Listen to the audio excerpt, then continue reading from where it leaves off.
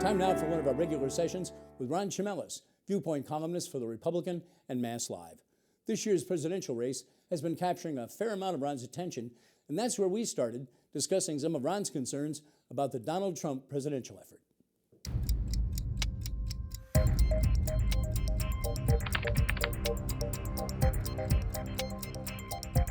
Donald Trump and the politics of fear and violence at his rallies. That is greatly concerning you. Well, I think it should concern anybody, whether you like the guy or not. I don't justify political violence, and it bothers me that some people find reasons to justify it. It almost gets past assessment of blame and to ask ourselves whether our system really is up to the challenge of this year's election. That does concern me. You wrote something, and I'm not quoting you exactly, so feel free to kind of correct if I don't give the right impression. But you basically said in that same column, I believe, the Trump phenomenon, we got to let it play out, because then we trust the people in the end, because that's how our system works. Yeah, I don't. The alternative is chaos and anarchy almost, and that's not a good alternative to me. Look, I'll be honest with you, I would never vote for Donald Trump. I think what I've written makes that very clear. But we have a system. He is in the system.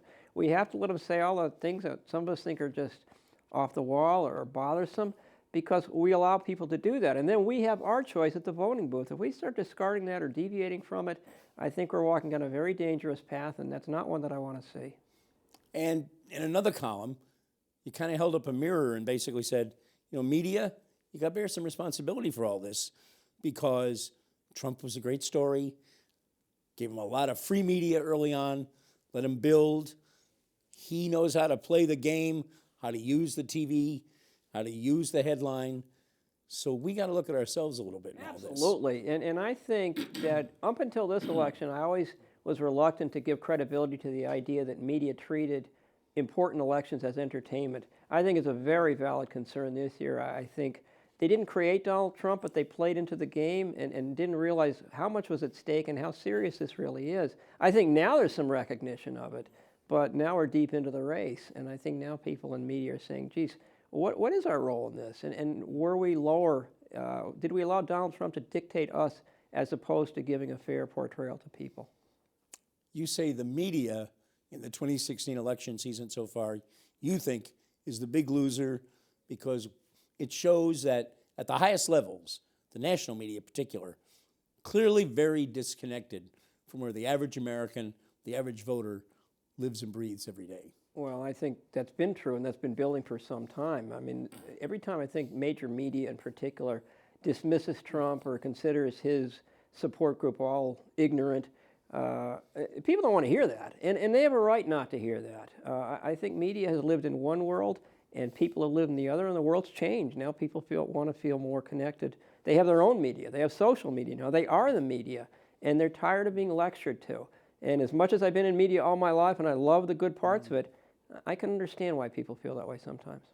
Is it a built-in arrogance that we carry a little bit of, I've got this TV station as a toy, and I'm going to tell you what I think. That might be true in some cases. I just don't think there's been any built-in check and balance for media. Although lately, as I say, with the change in media and social media, that has become a check and balance, and it's a very ragged one around the edges. But there's never been any accountability, really, for the major media. You have to look at itself, whether it wants to or not, and say, are the criticisms about us fair? I think in many cases it's just been dismissed, as opposed to being really examined as to why people feel the way they do. And people are tired of being ignored with their complaints and their criticisms. Some of these criticisms of the media are not fair, but we haven't helped ourselves as an industry by just ignoring them.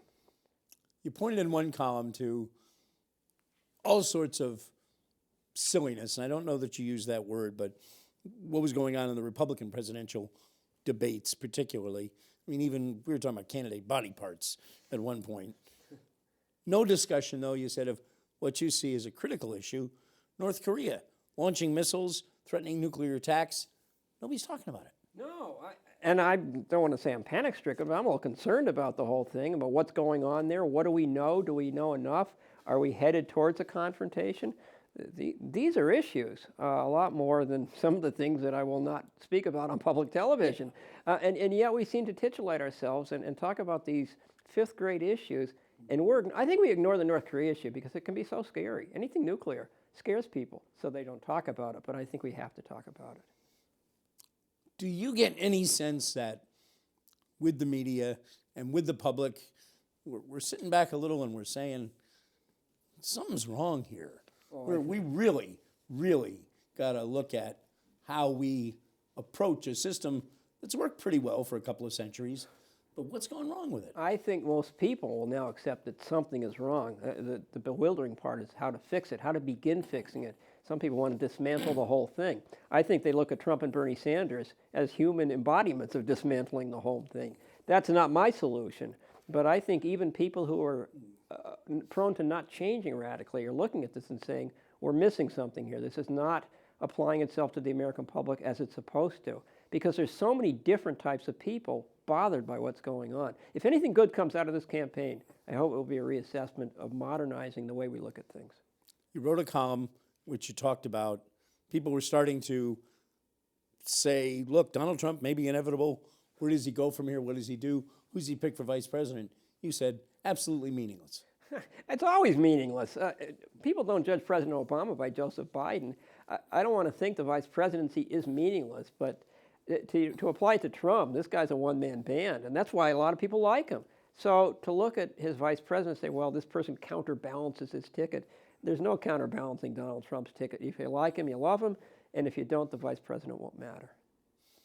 Do you get the sense that some people out there are now sitting back and saying kind of seriously, Donald Trump could be the next president? Well, I hate to sound like Nostradamus, but I said last year, and I was one of the few, I guess, in media, don't underestimate this guy's appeal. That's not an endorsement. It's a recognition that he does hit chords with a lot of people. I'm surprised he's done as well as he has, but I'm not surprised that he's not a flash in the pan. I think a lot of people wake up in the morning now and say, how did this happen?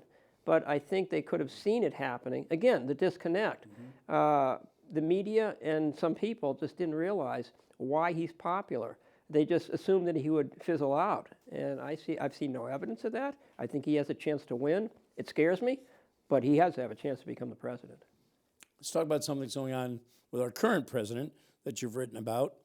You talk about Republican senators' roll of the dice on the Obama Supreme Court nomination of a judge that Republicans voted for a lower level federal judgeship.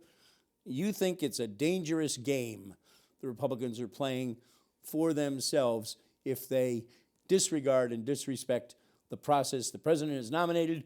It's now up to them in the Senate to advise and consent. Well, I think it's more than a dangerous game. I think they should hear the guy out. I think that's just part of a process. If they reject him, there should be reasons. That's what we are supposed to do. But from a political standpoint, they're gambling that they have the White House and the Senate after the next election.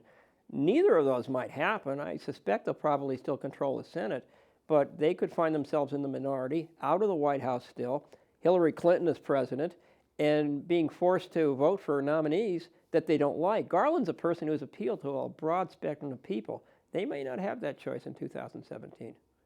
Well, Ron Chimelis, always good to have you in, always interesting, fun, a little scary maybe this time, but always thoughtful. Thanks for coming. Thank you.